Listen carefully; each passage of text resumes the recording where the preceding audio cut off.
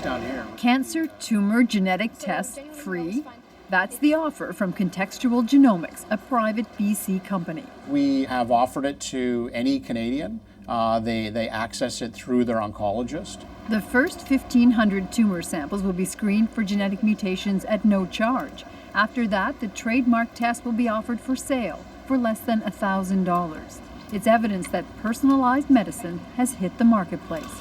At Contextual Genomics, this is not a research project. They've partnered with several drug companies to introduce their test to cancer specialists all over the country. You could call it marketing, but it's making this test available to people who haven't had access to it before. The test scans biopsy samples for genetic markers unique to the individual tumor. In theory, genetic markers can act as targets for specific drugs.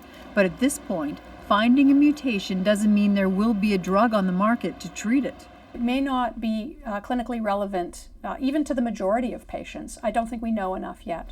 Outside of a clinical trial, some are concerned that widespread tumor gene screening will give patients and doctors information they can't use. Sometimes when you have that extra information, it doesn't actually change cancer management, and it could actually put a clinician into a difficult position if the patient has paid for a test and then they want a treatment based on that test. This kind of large panel screening is happening at major research centers across Canada, but mostly through carefully controlled clinical trials. I think it's really important to make sure that the right patient population is tested. So you don't want the marketing to go out there and for patients to feel that they're missing out on something or not getting the right treatment because they're not getting this testing, because it may not be appropriate for them. One day it will be routine to test all cancer tumors for genetic mutations, but right now the question is whether the technology is getting ahead of a doctor's ability to use the information.